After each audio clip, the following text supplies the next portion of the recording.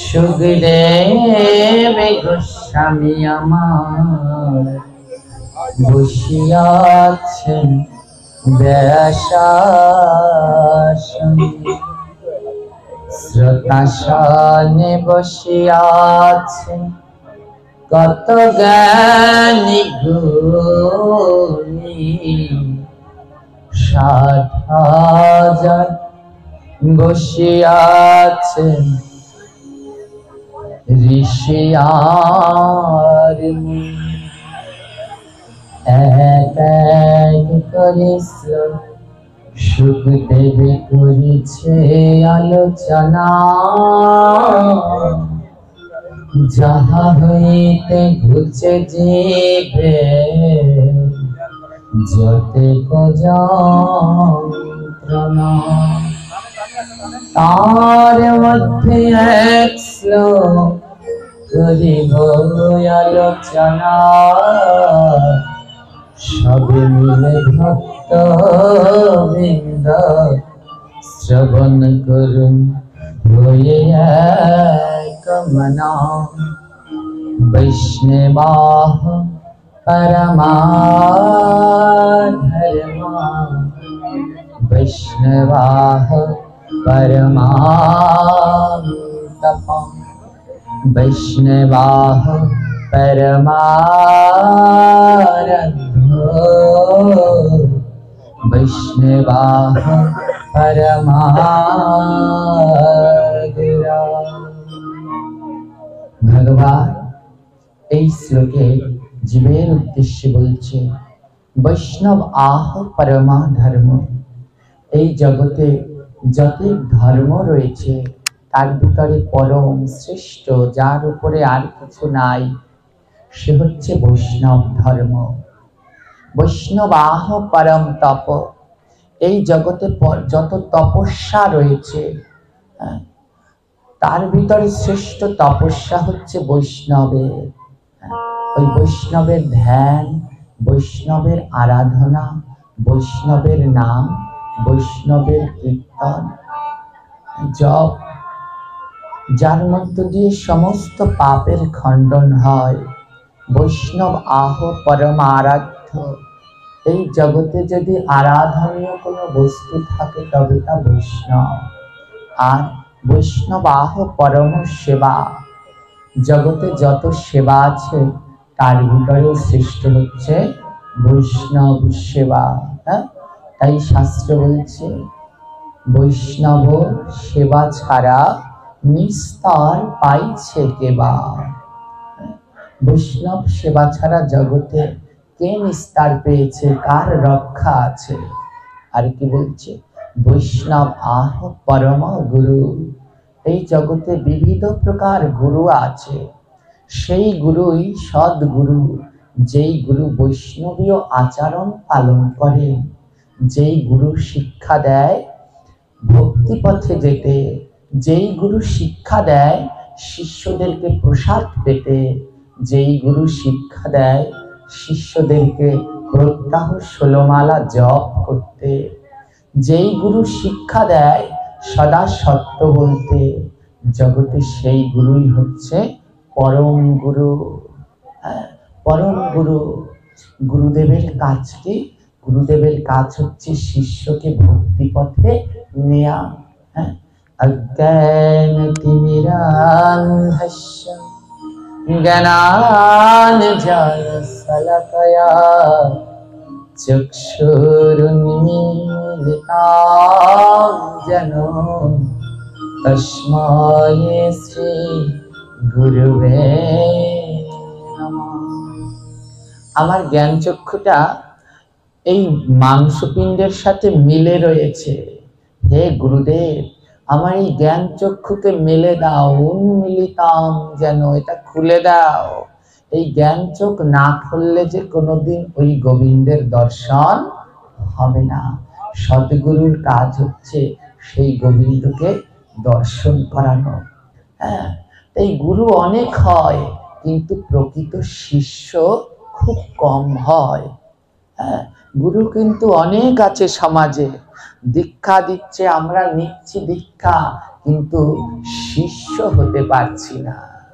গুরু দিন দিন বাড়ছে, কিন্তু সেই সৎ শিষ্য বাড়ছে না। তাই অর্জুনকে একবার ভগবান শ্রীকৃষ্ণ বলেছেন, শোনো শোনো গো পার্থ, একখানে কথা কই, গুরু মিলে লাখে লাখে শিষ্য মিলে কই। শোনো শোনো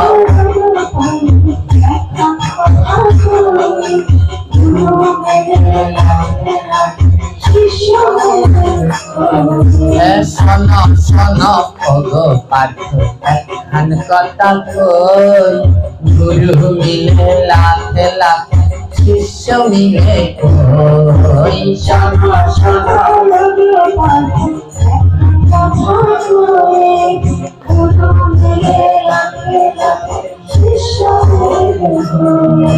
শিষ্য মিলে কই গো পার্থ, শিষ্য মিলে কই।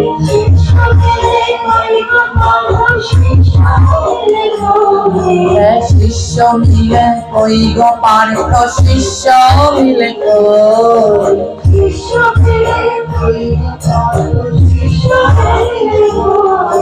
গুরু মিলে লাখে লাখে শিষ্য মিলে কই।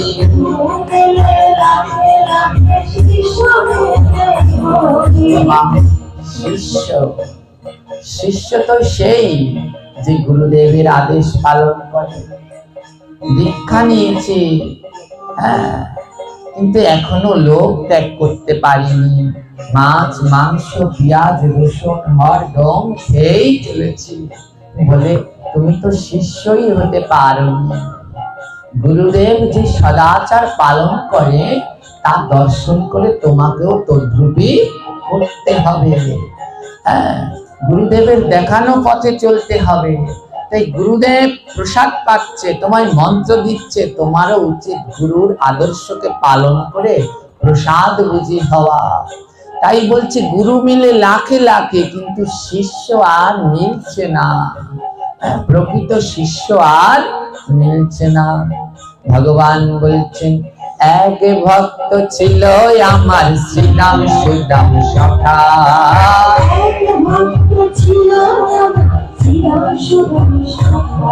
আরে এক ভক্ত ছিল আমার শ্রীরাম সুদাম সখা।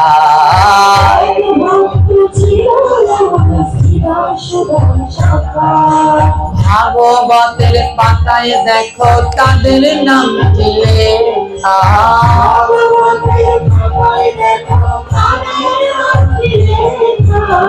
এক ভক্ত ছিল আমার শ্রীরাম সুদাম সখা।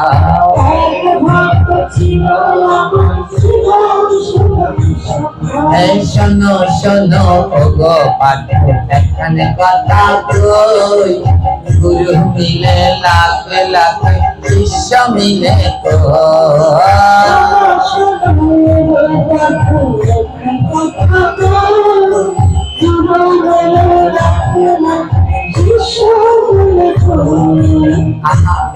শ্রীরাম সুদাম সখা। ভগবানের সাথে এমন সাহিত্য ভাব।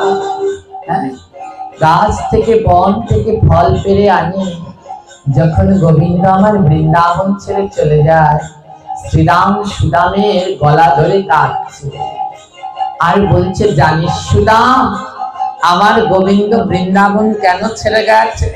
সুদাম বলে, কেন?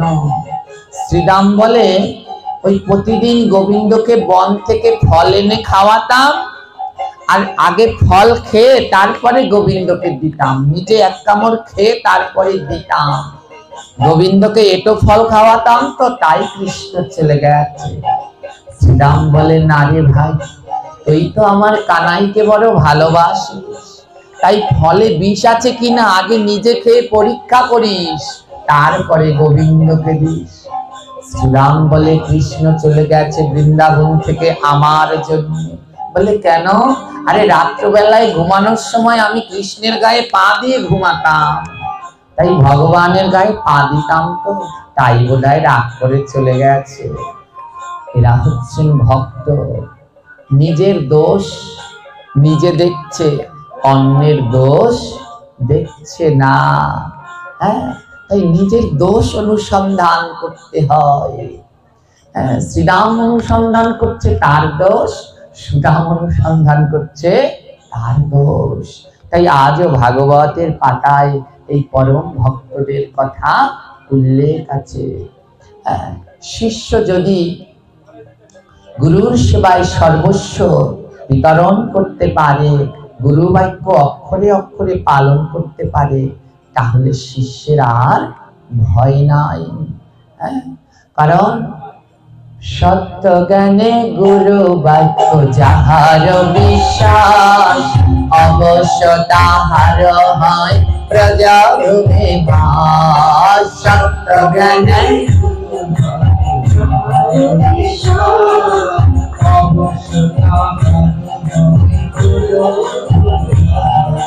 ব্রজভূমে বাস, ও গো ব্রজভূমে বাস।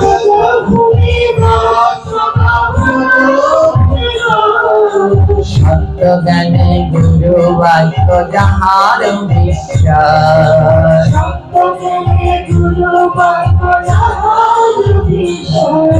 অর্থাৎ গুরুদেব যা বলেন তা যদি সত্যজ্ঞানী বিশ্বাস করতে পারে, তাহলে অবশ্যই তার ব্রজভূমে বাস হবে। পুরাকালে এক সদ্গুরু ছিলেন, সেই সদ্গুরুর নাম অচ্যুতানন্দ বাবাজি মহারাজ। বাবাজি মহারাজ সবাইকে নাম করাতেন আর নামের বন্যায় জগৎজিৎকে ভাসাতেন। যেইখানেই যেতেন সঙ্গে তার সহস্র শিষ্যদেরকে নিয়ে বাবাজি নাম করতেন আর ভক্তদেরকে সঙ্গে নিয়ে সবাইকে নাম করাতেন। জয় রাধে রাধে গোবিন্দ বল,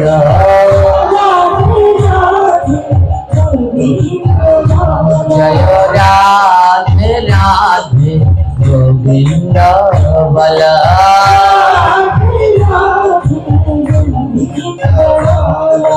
গোবিন্দ বল হরি গোপাল বালা,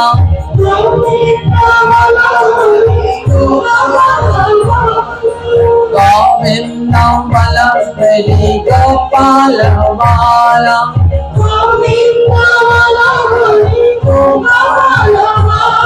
জয় রাধে রাধে গোবিন্দ বল।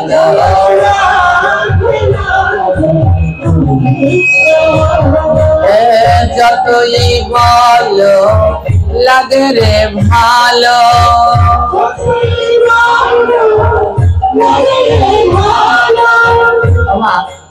এই রাধে গোবিন্দ বললে ভালো লাগে না খারাপ লাগে? জোরে বলেন। পিছনের দিকের মায়েরা বলেন, আপনাদের দিকে কি শনি ঠাকুরের দৃষ্টি পড়লো না? মুখ খুলুন। ভালো লাগে না খারাপ লাগে মায়েরা? তাহলে কেন মুখ বন্ধ? সবাই মুখ খুলে বলুন, রাধে রাধে গোবিন্দ বল,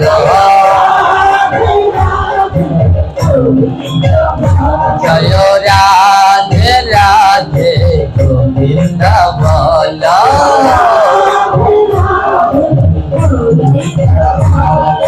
গোবিন্দ বল হরি গোপাল বালা,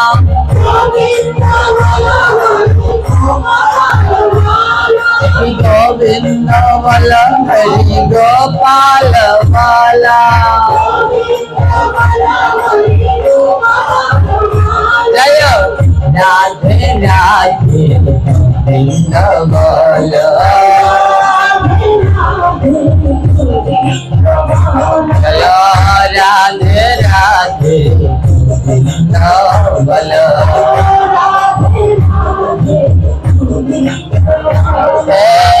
যতই ভালো লাগে রে ভালো, তোমরা বারে বারে বারে বলো,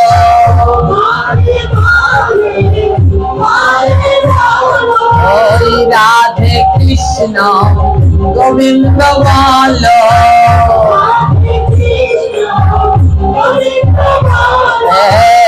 আইতো ভাবে যাইতে হবে,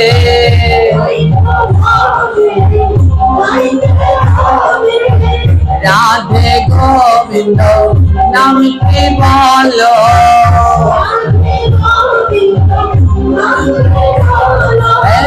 সঙ্গের সাথী করে চলো,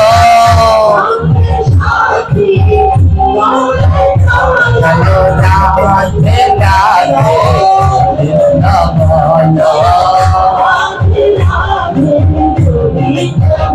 জয় রাধে রাধে কৃষ্ণ বলো, একবার দুবাহু তুলিয়া এলিয়া দুলিয়া,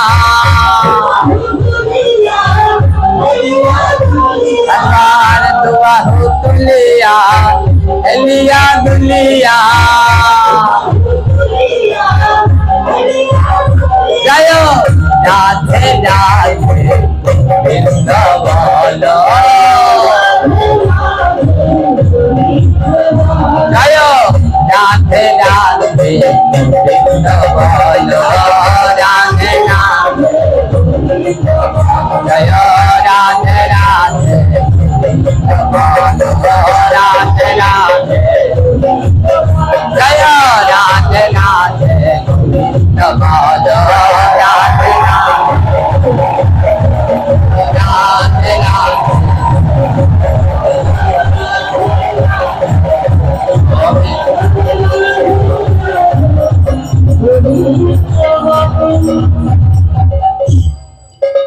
অচ্যুতানন্দ বাবাজি তার শিষ্যদেরকে নিয়ে সবাইকে রাধে গোবিন্দ হরে কৃষ্ণ মহানামের কীর্তন বন্যায় ভাসাচ্ছে। তো রাস্তায় যাকে পাচ্ছে তাকে দিয়ে কৃষ্ণ নাম করাচ্ছে। তো সেই বাবাজি দুইজন শিষ্য, দুইজন সঙ্গে থাকে, একজন হচ্ছে ম্যানেজার, আরেকজন হচ্ছে ক্যাশিয়ার। হ্যাঁ, যেমন সব সংগঠনে থাকে না, প্রত্যেক যে বিভিন্ন গুরুদেবের সংগঠন রয়েছে, তো একজন অচ্যুতানন্দ বাবাজির সঙ্গে দুজন সব সময় থাকে, একজন তার ক্যাশিয়ার, আরেকজন তার টাকা পয়সা রাখে, আরেকজন হচ্ছে সভাপতি ম্যানেজার যা রয়েছে সে। তো যিনি সভাপতি ম্যানেজার তার নাম শ্যামল, আর যিনি টাকা পয়সা জমা রাখে তার নাম কমল। এই শ্যামল কমল গুরুদেবের সঙ্গে সঙ্গে সব জায়গায়। আজ বাবাজি যখন কীর্তন করতে করতে রওনা দিয়েছেন না, পথের মধ্যে এক ভক্ত, তার সাথে বাবাজির দর্শন হয়েছে, তার নাম কৃষ্ণদাস। কৃষ্ণদাস হচ্ছে এমনি ভগবানের ভক্ত, অনেক দিন ধরে গুরু সন্ধান করছে, কিন্তু সেরকম মনের মতো করে গুরু পাচ্ছে না। তো যখন অচ্যুতানন্দ বাবাজিকে দর্শন করেছে, তার মনের ভিতরে ভাবনা হলো, এ সদ্গুরু, এই বাবাজির কাছ থেকে যদি আমি দীক্ষা পাই, তাহলে যদি আমি উদ্ধার হতে পারি। কৃষ্ণদাস বাবাজির চরণ জড়িয়ে ধরেছে, বাবাজি বাবাজি। বাবাজি বলে, কি হয়েছে, তুমি কে, তোমার নাম কি বাবা? কৃষ্ণদাস বলছে, আমি এক অধম, আমার নাম কৃষ্ণদাস, বড় সাধ করে আপনার কাছে এসেছি, দীক্ষা নেব। ও, দীক্ষা নেবে, বেশ। আমার সদ্গুরু তো যারা শুদ্ধ পরম্পরা, তাদের কাছে গেলে পরেই সাথে সাথে দীক্ষা দেয় না। তাদের কাছ থেকে দীক্ষা নিতে হলে অনেক কঠিন পরীক্ষা দিয়ে ধাপে ধাপে তারপরে দীক্ষা গ্রহণ করতে হয়। বাবাজি মহারাজ যে কাছে গিয়ে কৃষ্ণদাস বলছে, বাবা আমি দীক্ষা নেব। বাবাজি বলছে, শোন বাবা, এখন বাড়ি চলে যা। বলে, আমি তো দীক্ষা নিতে এসেছি। বলে, এখন চলে যা, বাড়ি গিয়ে আগে দিয়ে খা, তারপরে দেব তোকে দীক্ষা। আগে গিয়ে দিয়ে খা, অর্থাৎ কি, ভগবানকে দিয়ে প্রসাদ পাওয়ার চেষ্টা করো। ওমা, দীক্ষার আগে আমরা যে পাপ করব সেইগুলো শুধুই আমাদের। দীক্ষার পরে আমরা যে পাপ করব তার অর্ধেক পাবে গুরুদেব। হ্যাঁ, শিষ্যকে বলছে, যা বাবা, আগে বাড়িতে গিয়ে সদাচারী হওয়ার চেষ্টা করো, আগে বাড়িতে গিয়ে প্রসাদ বুঝি হওয়ার চেষ্টা করো। দীক্ষা এত সহজ না, আগে ভগবানকে দিয়ে খেতে শেখো। একটু কষ্ট করে পেতে হয়। বাবাজি কৃষ্ণদাসকে একটা উপমা শোনাচ্ছে, শোনো। তোমার মতো এক শিষ্য গুরুদেবের কাছে গিয়েছিল দীক্ষা নিতে। গুরুদেব শিষ্যকে বলছে, শোন, তোকে আমি দীক্ষা দেব, কিন্তু আগে একটু সেবা করতে হবে। শিষ্য বলে, কি সেবা করব গুরুদেব? গুরুদেব একটা মাটির কলসি দিল। গুরুদেব বলছে, নাও শিষ্য, এই মাটির কলসি করে প্রতিদিন গঙ্গা থেকে জল এনে আমার আশ্রমের যত গাছ আছে এই গাছে গাছে জল দেবে, এই আশ্রমের সব গাছে জল দেবে।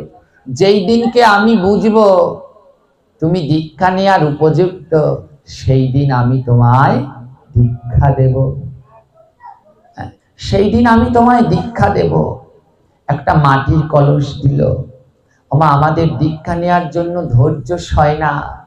সদ্গুরুর কৃপা পেতে হলে ধৈর্য ধরে থাকতে হয়। কারণ সদ্গুরুর কৃপা এক জন্মে হয় না। ব্রহ্মাণ্ড তরিতে তরিতে কোন ভাগ্যবান জীব গুরু কৃষ্ণ প্রসাদে পাই ভক্তি লতা বীজ। ওই কৃষ্ণ ভক্তি পেতে হলে ব্রহ্মাণ্ডটাকে ঘুরতে ঘুরতে কোন জন্মে সদ্গুরুর কৃপা হলে তবে হবে, নচেত নয়। আজ গুরুর কাছে আগে শিষ্য গিয়েছে, গিয়ে বলে, গুরুদেব আমায় দীক্ষা দিন। শিষ্য, গুরুদেব বলে, আগে সেবা করো। একটা মাটির কলস দিয়েছে, যাও এই কলসি করে জল এনে আশ্রমের গাছে গাছে দাও। শিষ্যটি ভেবেছিল একদিন জল দিলে বোধহয় পরের দিন দীক্ষা দিয়ে দেবে। প্রথম দিন আশ্রমে জল দিয়ে পরের দিন সকালবেলা গিয়ে বলছে, গুরুদেব সব গাছে জল দিয়েছি, আমায় দীক্ষা দিন। গুরুদেব বলছে, বেটা দিতে থাক, হ্যাঁ দিতে থাক, জল দিতে থাক। একদিন, দুদিন, 3 দিন, 4 দিন। 4 দিন জল দেওয়ার পরে শিষ্য অধৈর্য হয়ে গেছে। এতদিন জল দেওয়া লাগে দীক্ষা নিতে হলে? সব গুরুদেবের কাছে গেলে তো এমনি দীক্ষা দিয়ে দেয়, আর এর কাছে কেমন গুরুর কাছে এসেছি, 4 দিন জল দিলাম এখনো দীক্ষা দিল না। 5 দিনের দিন আবার জল আনতে গেছে। শিষ্যটা মনে মনে বলছে, যত নষ্টের গোড়া এই মাটির কলস। এই কলস যদি না থাকতো তাহলে আমার আর জলানাও লাগতো না, আমায় দীক্ষা দিয়ে দিত। শিষ্য কি করছে? 5 দিনের দিন মনে মনে ভাবছে, আজ যখন জল আনতে যাব রাস্তার মধ্যে কলসটা ভেঙে ফেলবো, আর গুরুদেবকে এসে বলবো, গুরুদেব কলস ভেঙে গেছে, তাহলে আর আমায় জল আনতে বলবে না, আমায় দীক্ষা দেবে, আমি চলে যাব। যেই কথা সেই কাজ। শিষ্য কলস নিয়ে রওনা দিয়েছে। রাস্তার ভিতরে একটা গভীর জায়গা দেখে, জঙ্গল দেখে কলস নিয়ে সেই জঙ্গলের ভিতরে ঢুকেছে, কেউ যেন না দেখে। আবার তো এবার কলসটাকে ভাঙবে, তো হাতে ধরে কলসটাকে যেই মাটিতে ছুঁড়ে মারবে, যখনই মারবে একজন বলে উঠছে, দাঁড়াও দাঁড়াও বলে একজন চিৎকার দিয়ে উঠেছে। আর সেই শিষ্য ভয়ে থরথর করে কাঁপছে, মনে করেছে কোনো ভূত পেতনি হবে জঙ্গলের ভিতরে। চারদিকে তাকিয়ে দেখে কেউ নাই। শিষ্য মনে মনে ভাবছে, এটা বোধহয় মনের ভুল। দ্বিতীয়বার কলসটা ধরেছে, আবার আছাড় মারবে। যেই আবার আছাড় মারতে গেছে, আবার শব্দ হয়েছে, দাঁড়াও। শিষ্য চারদিক ভালো মতো খুঁজে দেখছে, কে আমায় দাঁড়াও বলছে। চারদিক খুঁজে দেখে কোথাও কেউ নাই। তৃতীয়বার শিষ্য মনে মনে ভাবছে, এটা ভুলই হবে। তৃতীয়বার আবার কলসটি যেই আছাড় মারতে গেছে, আবার শব্দ, দাঁড়াও। শিষ্য তখন ডাক দিয়ে বলছে, কে কে বারবার আমাকে দাঁড়াও দাঁড়াও বলছে? কলসির ভিতর থেকে আওয়াজ আসছে, আমি মাটির কলসি কথা বলছি। শিষ্য অবাক হয়ে গেলেন, মাটির কলসি? তাকিয়ে দেখে, হ্যাঁ, কলসির ভিতর থেকে আওয়াজ হচ্ছে। মাটির কলসি বলছে, হ্যাঁ আমি কথা বলছি। আরে এই শিষ্য, অল্প সময়ে তাড়াতাড়ি দীক্ষা পাওয়ার জন্য বেকুল শিষ্য, আমি কথা বলছি। শিষ্যটি বলছে, মাটির কলস কথা বলে? মাটির কলসটা বলে, হ্যাঁ বলে। ভক্তের ছোঁয়া লেগে যদি পাথর মানুষ হয়ে যেতে পারে, ভক্তের ছোঁয়া লেগে যদি কুকুর কথা বলতে পারে, ভক্তের ছোঁয়া লেগে, হ্যাঁ, ভক্তের ছোঁয়া লেগে যদি পাথর গলে যায়, কুকুর কথা বলে, তাহলে আমি মাটির কলসি বাদ করব কেন? মাটির কলসি বলছে, শোনো শিষ্য, তোমাকে আমার জীবনের কথা বলি। মাটির কলস তার জীবনের কথা বলছে। শিষ্য বলে, কি? বলে, শোনো, এই যে আজকে তুমি কলসটা দেখছো, একদিন আমি কলস ছিলাম না, জানো, একদিন আমি মাটি ছিলাম। হ্যাঁ, নদীর পাশের একটা ক্ষেতে আমি মাটি ছিলাম। তখন আমার খুব কষ্ট। প্রতি বছর কৃষকরা এসে নাঙল দিয়ে আমার বুকটাকে চিরে ফালা ফালা করে দিত, কোদাল দিয়ে ইচ্ছে মতো কোপাতো, ডলন দিয়ে ইচ্ছে মতো ডলতো, আমার বুকে ফসল চাষ করত, আবার এসে নাঙল দিয়ে ফালা ফালা করত, কি যন্ত্রণা। শিষ্য বলে, তারপর কি হলো? মাটির কলস বলে, জানো, একদিন কোথা থেকে এক কুমোর আসলো। কুমোর এসে তার কোদাল দিয়ে আমি যেইখানটায় ছিলাম সেইখান থেকে মাটি নিল, এক সাজি মাটি কুমোর নিয়ে গেল। আমি ওই ক্ষেতের ভিতরে বসে বসে গোবিন্দকে ডাকছিলাম, প্রভু আমি তো মাটি, আমার তো মাটি হয়ে মাটি করে জন্ম দিয়েছো, আমি কি তোমার সেবায় লাগবো? যেদিন কুমোর আমায় কেটে নিয়ে আসলো, কুমোর তার বাড়িতে নিয়ে আসলো, জানো, বাড়িতে এনে ওই মাটিগুলো ফেলে কুমোর আর কুমোরনি দুজনে মিলে আমাকে কি পারান পারালো। তুমি আমাকে ভাঙছো, আমার কষ্টের কথা শোনো। কুমোর আর কুমোরনি মিলে ওই দেখেন না, কলসি বানানোর আগে মাটি দিয়ে পাড়ায়, খুব করে আমাকে পাড়ালো। কলস শিষ্য বলে, তারপরে কি হলো? তারপরে যখন আমি একেবারে নরম হয়ে গেলাম, তখন আমাকে একটা চক্রের ভিতরে বসালো, আর সেই এক সাজি মাটি দিয়ে 5টা কলস তৈরি হলো। আমরা 5 জন কলস হলাম, কিন্তু আমি কলস হয়ে শুধু ভগবানকে ডাকছি, প্রভু যেন তোমার সেবায় লাগতে পারি, তোমার সেবায় লাগতে পারি। 5টা কলসি তৈরি করে কুমোর রোদে শুকো দিল। যখন রোদে শুকোতে দিয়েছে, কড়া রোদ, সেই রোদের ভিতরে আমাদের কি যন্ত্রণা। সেই যন্ত্রণায় আমরা রোদের ভিতরে শুকাতে লাগলাম, জানো। ওই যন্ত্রণা সহ্য করতে না পেরে ওখানে একটা কলসি ফেটে গেল, রইল 4টা কলসি। যখন শুকিয়ে একেবারে খনখনে হয়ে গেলাম, কুমোর 4টা কলসিকে এনে গরম আগুনের ভিতরে দিয়ে দিল। সারা রাত আমরা আগুনে পুড়তে লাগলাম, সে কি যন্ত্রণা, সে কি যন্ত্রণা। ওই 4টা কলসির ভিতরে আগুনের যন্ত্রণা সহ্য করতে না পেরে একটা কলসি ওখানেই ভেঙে গেল। রইলাম আমরা 3 জন। কুমোরের বউ সকালবেলায় 3 জনকে সেই পুন থেকে বের করলো। বের করবার সময় ধাক্কা ধাক্কিতে আরো একটা কলস ভেঙে গেল। রইলাম আমরা 2 জন। 2 জনকে কুমোর হাটে নিয়ে গেল। কতজন আসলো, ওমা দেখবেন হাড়ি কলস কেনার সময় হাত দিয়ে চাপড়ে চাপড়ে দেখে। জানো, জানো শিষ্য, কতজন কলস কিনতে এসেছে? আর এসে এসে চর মারছে, থাপ্পড় মারছে, আমাদেরকে পরীক্ষা করছে। কিন্তু আমি শুধু ভগবানের কাছে প্রার্থনা করছি, ভগবান যেন গোবিন্দ সেবায় লাগতে পারি, অভক্তের বাড়িতে যেন তুমি আমায় পাঠিও না। এত কষ্ট করে কলস হলাম, যেন গোবিন্দ সেবায় লাগতে পারি।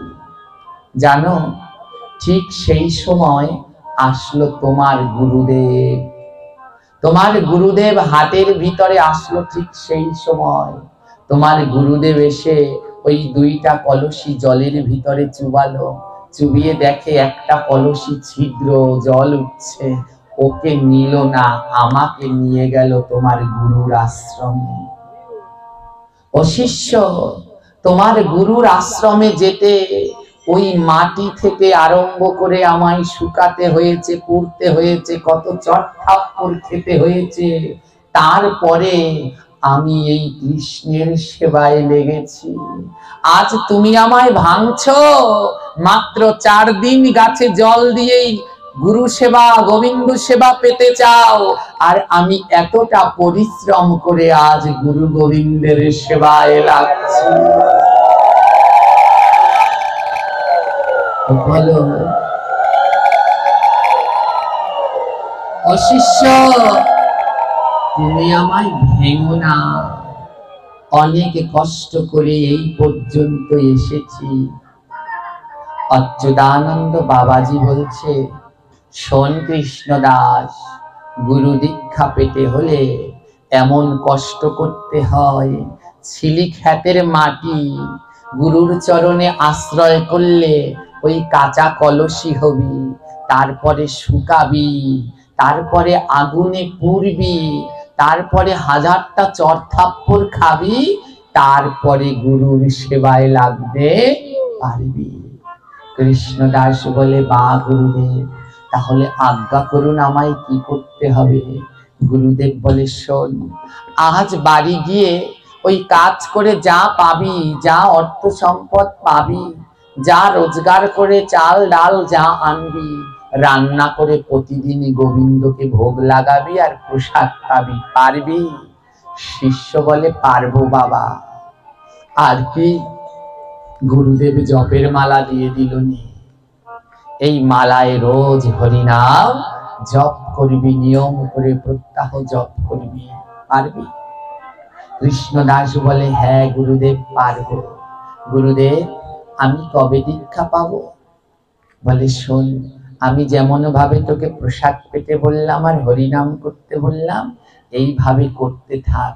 সময় হলে আমি তোকে বলে দেব, আমি তোকে বলে দেব তোর সময় হয়েছে, তখন তুই আমার কাছে যাস, দীক্ষা পেয়ে যাবি। কৃষ্ণদাস বাড়িতে ফিরে গেছে। আরে বাড়িতে ফিরে গিয়ে স্ত্রীকে বলছে, শোনো, আজ আর এই আগের বাসন কোসনে কাজ হবে না, ওসব বাদ, ছাড়ি বেবিচার, আজ থেকে করব আমি কৃষ্ণের সংসার। ও বাপ, ও আগের ওই আমিষ বাসন কোসন সব বাদ, এখন যা পাবো গোবিন্দকে দিয়ে প্রসাদ পাবো। স্ত্রীকে বলে, তুমি কি আমার সাথে আছো? কৃষ্ণদাসের স্ত্রীও পরম ভক্ত, তাদের 2 ছেলে। কৃষ্ণদাসের স্ত্রী বলে, হ্যাঁ স্বামী, আমি আপনার সঙ্গে আছি। তাহলে চলো, আজ থেকে আমরা কৃষ্ণের সংসারে করি। ছাড়িবে ভিচার, করব কৃষ্ণের সংসার। ছাড়িবে বিচার, করব কৃষ্ণের সংসার। ছাড়িবে বিচার, করব কৃষ্ণের সংসার। ছাড়িবে বিচার, করব কৃষ্ণের সংসার। মহাপ্রভুর আজ্ঞা করিব হৃদয়ে লালন।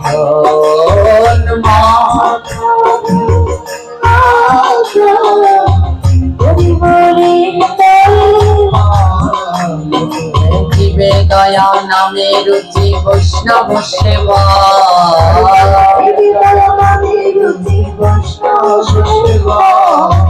ইহা বিনা ধর্ম নাই, শোনো সনাতন।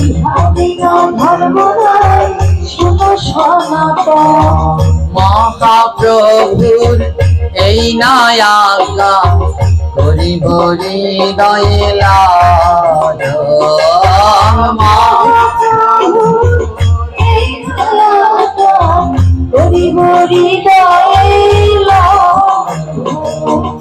অক্ষরে অক্ষরে প্রতি মুহূর্তে করিব এই আজ্ঞা পালন।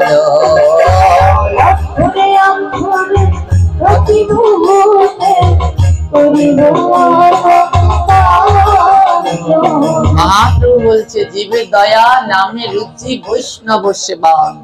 কৃষ্ণদাস বলছে আজ থেকে আর জীব হত্যা করব না আমরা, আজ থেকে জীবকে দয়া করব, ভগবানের প্রসাদ পাবো। নামে রুচি, গুরুদেব যে নামের মালা দিয়েছে তাতে নাম করব। আর কি? আর বৈষ্ণব সেবন। বাড়িতে যে বৈষ্ণব আসবে যা পারি তাদেরকে সেবা দিব। এইভাবে কৃষ্ণদাসের চলিতে লাগিল,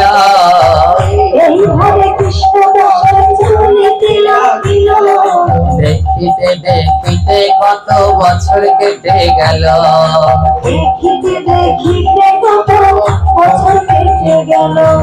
একদিন স্বপ্ন মাঝে দেখিবারে পায়, গুরু বলে আয় রে শিষ্য আমার কাছে আয়।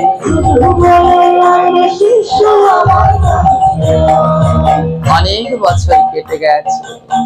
একদিন রাত্রবেলায় স্বপ্নে দেখছে গুরুদেব ডাকছে আয় আমার কাছে আয়। পরের দিন সকালবেলা কৃষ্ণদাস ঘুম থেকে উঠে আর দেরি করলেন না, ছুটলেন গুরুদেবের আশ্রমের উদ্দেশ্যে। গুরুদেব দুই তলায় একটা ঘর, উপরের তালায় গুরুদেব বসে বসে হরিনাম জপ করছে। আমি আগেই বলেছি গুরুদেবের দুইজন শিষ্য, শ্যামল আর কমল। এই শ্যামল আর কমল ছিল বড় লোভী, টাকা পয়সা ছাড়া তারা কিছুই বোঝে না। যাদের টাকা পয়সা আছে তাদের ভালোবাসে, যাদের টাকা পয়সা নেই তাদের ভালোবাসে না। একটা হচ্ছে গুরুদেবের সব অর্থ রাখে ক্যাশিয়ার ম্যানেজার, আরেকটা হচ্ছে সভাপতি। গুরুদেব দুইটাকে সবসময় কাছে কাছে রাখে। আজ কৃষ্ণদাস বড় গরিব, কি করে? লোকের বাড়িতে কাজ করে, লোকের বাড়িতে কাজ করে, বদলা যাকে বলে, ওই লোকের বাড়িতে কাজ করে। তৎসময়ে, এখন তো অনেক সহজ, সেই সময়ে কাজ করে অর্থ উপার্জন করা বড় কঠিন ছিল। সারাদিন কাজ করলে 3 সের 4 সের ধান দিত। তো কৃষ্ণদাস লোকের বাড়িতে কাজ করে ওই সারাদিন কাজ করে 3 সের ধান পায় আর একটা পয়সা পায়। ওই 3 সের ধান আর একটা পয়সা দিয়ে তাদের ওই 4 জনার সংসার চলে। হ্যাঁ, ওই দিয়ে তার ওই স্ত্রী প্রতিদিন ধান আনে স্বামী, ওই স্ত্রী রাত্রবেলায় সেই ধান সেদ্ধ করে, তারপরে আবার কড়ইতে তেলে ওই ধান শুকায়, তারপরে রাত্রবেলায় ঢেকিতে ওই ধান ভেনে চাল বের করে, তারপরে সেই চাল দিয়ে সকালবেলায় ভাত রান্না করে। কতটা কষ্ট করে তার স্ত্রী। তো এইভাবে চলতে লাগলো বেশ। তার এইভাবে তাদের সংসার কঠিন ভাবে চলতে থাকে।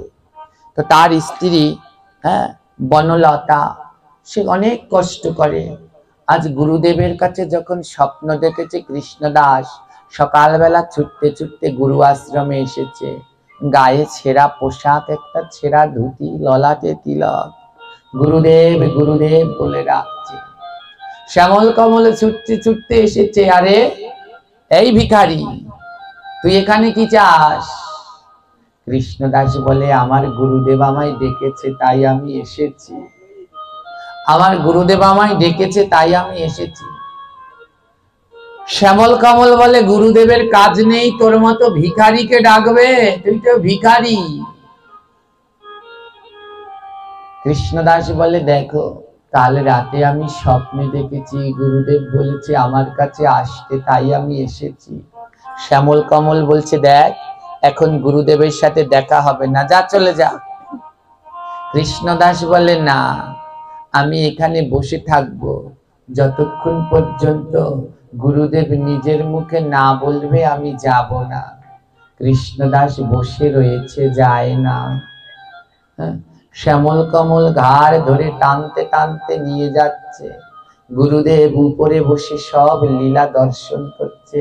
গুরুদেব বলছে শ্যামল কমল দাঁড়া, কৃষ্ণদাসকে আমার কাছে পাঠিয়ে দে। কৃষ্ণদাস ছুটতে ছুটতে গুরুদেবের চরণে গিয়ে দণ্ডবত প্রণাম করছে। গুরুদেব। গুরুদেব বলে বাবা, তোর সময় হয়েছে, আজ তোকে দীক্ষা দেব, যা ওই নদীতে গিয়ে একটা ডুব দিয়ে আয়, স্নান করে আয়, আজ তোকে দীক্ষা দেব। কৃষ্ণদাস নদীতে গিয়ে ডুব দিয়ে এসেছে স্নান করে। শ্যামল কমল বলে কিরে, কোথায় যাচ্ছিস? কৃষ্ণদাস বলে জানো দাদা, আজ আমায় গুরুদেব দীক্ষা দেবে। শ্যামল কমল বলে দীক্ষা নিবি, কিছু এনেছিস?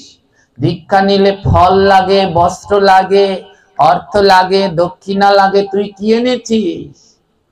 কৃষ্ণদাস বলে আমার ওসব কিছু নেই, আমি কোথায় পাবো, আমি কাঙাল, আমার আছে শুধু এই দুই নয়নের জল। আমার এই দুই নয়নের জল ছাড়াই আর কিচ্ছু নাই। কৃষ্ণদাস ছুটে গিয়ে গুরুদেবের পাশে বসেছেন। আজ গুরুদেবের মাথায় হাত বুলিয়ে দিয়ে বলছে, শোনে বাবা, জীবনে সব ছাড়িবি, হরিনাম প্রসাদ আর বৈষ্ণবের চরণ ছাড়িবি না। হরিনাম প্রসাদ আর বৈষ্ণবের চরণ ধরে যদি থাকতে পারিস, তোকে আমার গোবিন্দ কোনদিন ছেড়ে যাবে না। আজ গুরু আজ্ঞানী। গুরুদেব এবার কি করলো, কৃষ্ণদাসের কর্ণে মন্ত্র দিয়া দিল। কৃষ্ণদাসের কৃষ্ণদাসের কর্ণে মন্ত্র দিয়া দিল।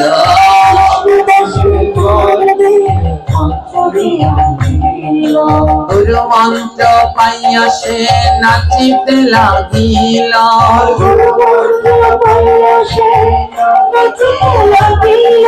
নাচিতে লাগিল রে, নাচিতে লাগিল।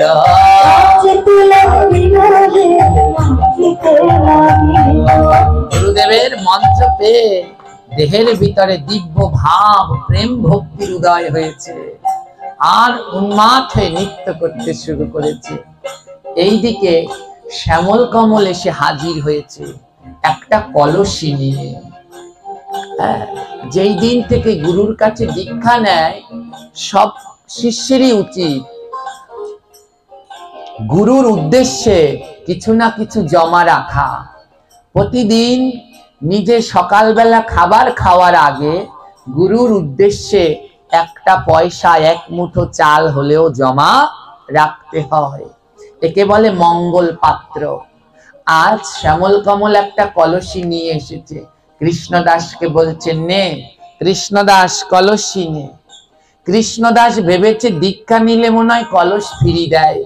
কৃষ্ণদাস বলে আমার লাগবে না, আমার বাড়িতে দুইটা কলস আছে, আমার কলস লাগবে না।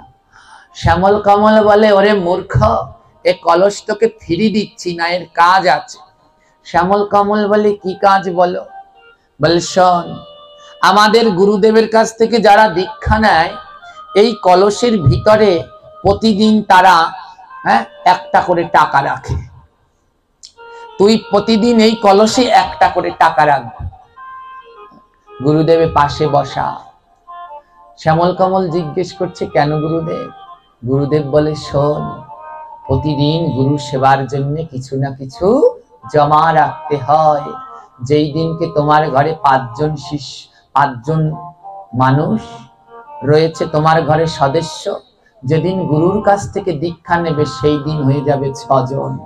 তোমার গুরুও তোমার ঘরের একজন সদস্য।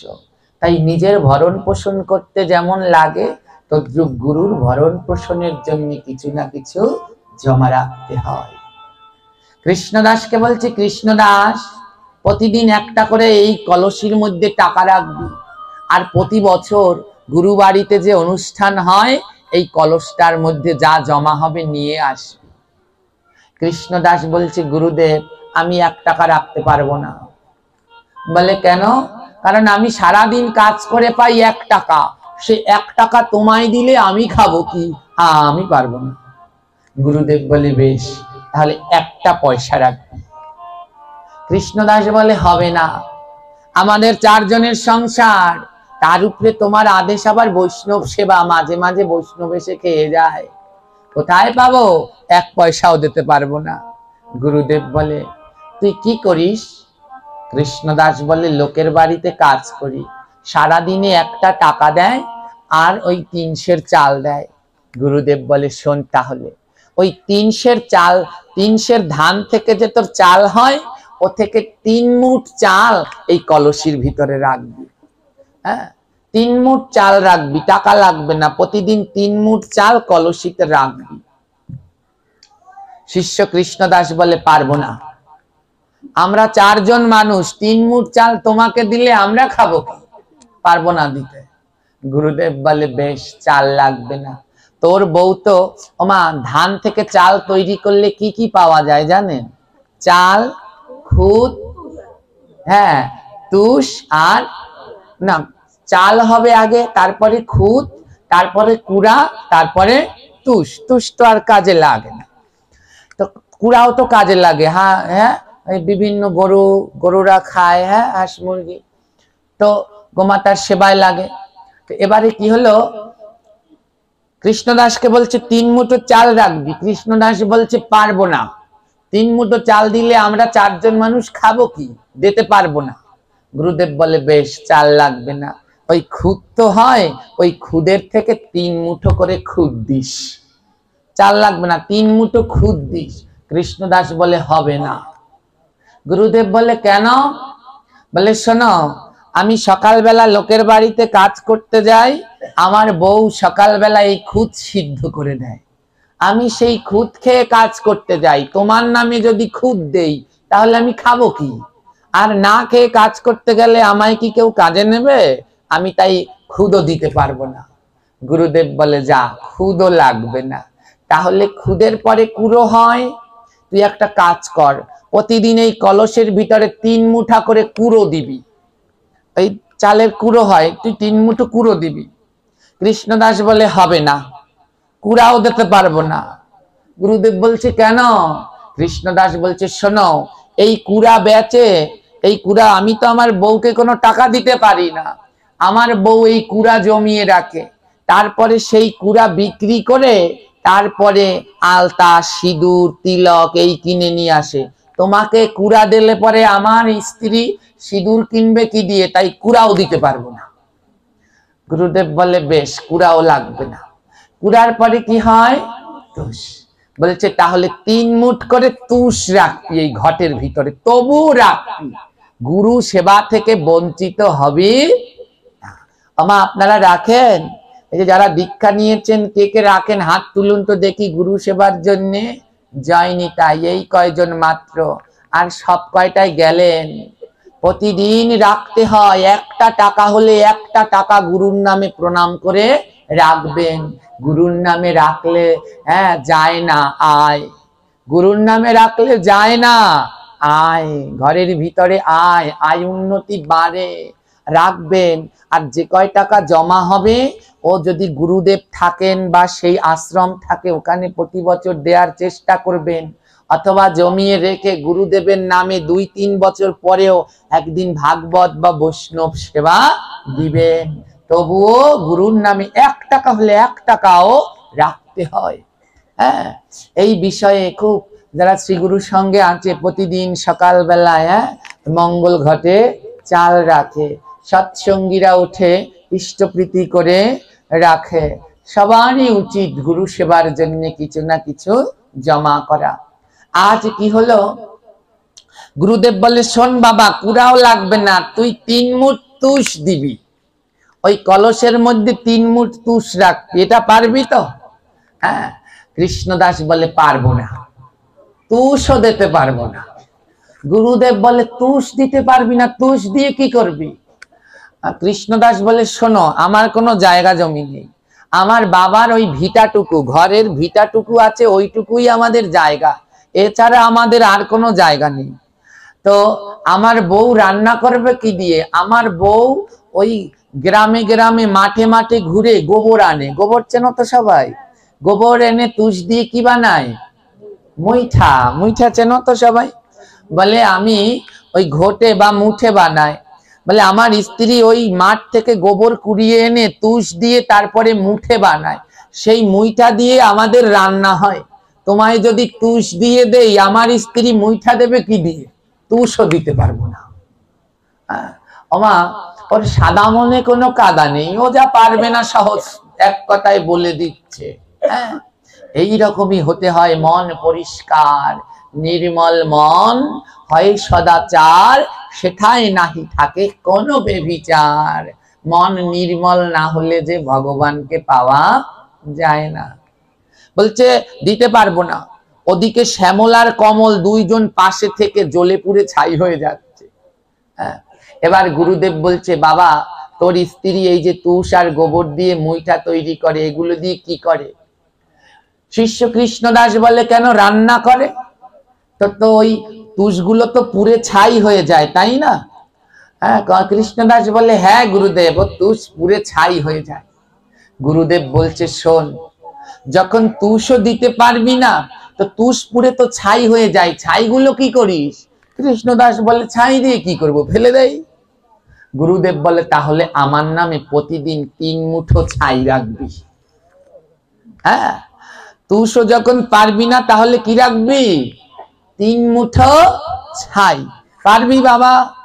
কৃষ্ণদাস বলে ও গুরুদেব, আমি গরিব বলে আমার সাথে উপহাস করছেন, সবাই তো ওই কলসি ভরে কত কি আনবে, আপনার সেবায় লাগবে, এই ছাই রাখলে কোনোদিন ছাই কি গুরুর সেবায় লাগে? গুরুদেব বলে শোনো কৃষ্ণদাস, ভক্তি ভরে গুরুর জন্য যদি ছাইও জমা করো, তাও গুরুর সেবায় লাগবে। ও বাবা, তুমি ভক্তি ভরে 3 মুঠো ছাই রাখতে পারবে? কৃষ্ণদাস বলে গুরুদেব, যদি আপনার সেবায় ছাই লাগে, কারণ গুরু বাক্য কোনোদিন মিথ্যা না, সত্য জ্ঞানে গুরু বাক্য যাহার বিশ্বাস, তাই আপনার বাক্য কোনোদিন মিথ্যে হবে না। যদি আপনার সেবায় ছাই লাগে, তাহলে আমি 3 মুঠো করে ছাই রাখবো। গুরুদেব বলেন নে, তাহলে এই কলসটা নিয়ে বাড়ি যা, আর বাড়ি গিয়ে ওই ভগবানের নাম জপ করবি, সংসারের কাজ করবি, আর এই কলসির মধ্যে 3 মুঠো করে ছাই রাখবি। কৃষ্ণদাস বলে বেশ গুরুদেব, তবে তাই হবে। ওমা কলসটা নিয়ে মনের আনন্দে বাড়িতে গেছে, স্ত্রীকে বলছে শোনো, আমি দীক্ষা নিয়ে এসেছি, গুরুদেব বলেছে গুরু সেবার জন্য কিছু রাখতে। স্ত্রী বলে আমাদের এই দারিদ্রের সংসারে কি রাখবো? কৃষ্ণদাস বলে গুরুদেব অনুমতি দিয়েছে 3 মুঠো করে ছাই, 3 মুঠো করে ছাই রাখবে। বনলতা, প্রতিদিন রান্নার পরে ওই ছাই থেকে 3 মুঠো ছাই গুরুর নাম করে কলসে রেখে দেবে। বনলতা বলে বেশ, তা কি গুরুর সেবায় লাগবে? কৃষ্ণদাস বলে হ্যাঁ, গুরুদেব যখন বলেছে তখন লাগবে। ওমা বনলতা আর কৃষ্ণদাস তারা ওই মুখে নাম আর হাতে ঘরের কাজ করে, আর ওই প্রতিদিন রান্নার পরে ওই রান্না থেকে 3 মুঠো করে ছাই নিয়ে ওই গুরুদেবের উদ্দেশ্যে ঘটের ভিতরে রেখে দেয়। হাতে কর গৃহ কর্ম, মুখে বলা হরি, হাতে কর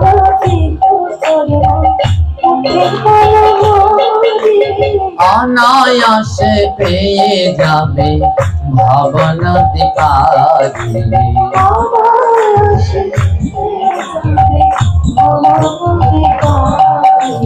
হাতে কর গৃহ কর্ম, মুখে বলা হরি হাতে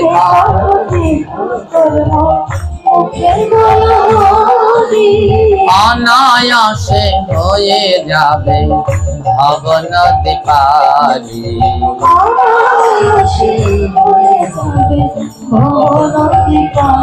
তোমরা পার হয়ে যাবে গো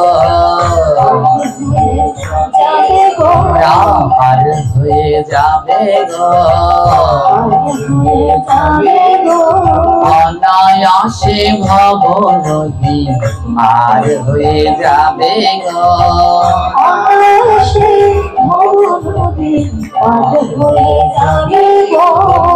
হরি হরি বল গো হরি হরি বল গো অনায়াসে ভবনদী পার হয়ে যাবে গো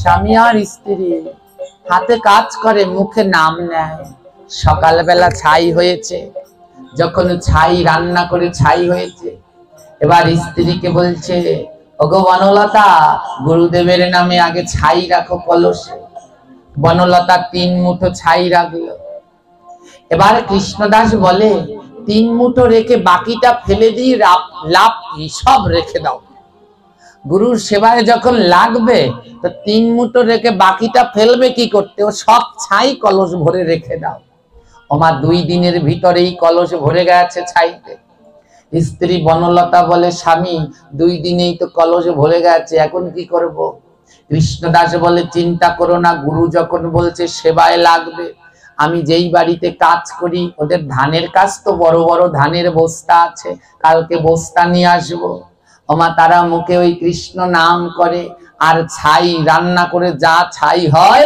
সব বস্তার মধ্যে ভরে জয় গুরু বলে জয় গুরু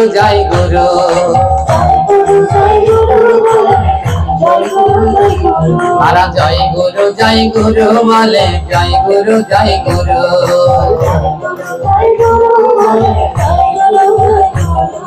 তুমি গুরু কল্পতরু জয় গুরু জয় গুরু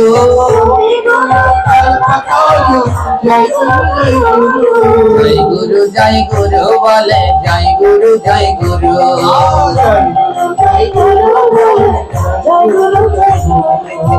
গুরুর নাম করে আর ছাই জমা করে জমা করতেই লাগলো 1 বছর হয়ে গেল 1 বছরে 100 বস্তা ছাই হলো কয় বস্তা ছাই হয়েছে 100 বস্তা আর গুরুদেবের আশ্রমের বাৎসরিক অনুষ্ঠান এসে গেছে সব শিষ্যের বাড়িতে নিমন্ত্রণ এসেছে কৃষ্ণদাসের বাড়িতে নিমন্ত্রণ এসেছে তোমরা 1 বছর ধরে যে যা জমা করেছো সব নিয়ে এবার গুরুবাড়ির উদ্দেশ্যে রওনা দাও ওমা ওই গ্রামে গুরুদেবের যত শিষ্য কেউ চাল জমিয়েছে কেউ ডাল কেউ টাকা যে যা পেরেছে কারো 1 কলস হয়েছে কারো 1 ব্যাগ কারো 1 বস্তা সবাই নিয়ে নিয়ে গুরুবাড়িতে রওনা দিচ্ছে কেউ হাতে নিয়েছে কেউ ক্যাতে কেউ মাথায় সবার অল্প 1 বস্তা 1 ব্যাগ কিন্তু কৃষ্ণদাসের কয় বস্তা হয়েছে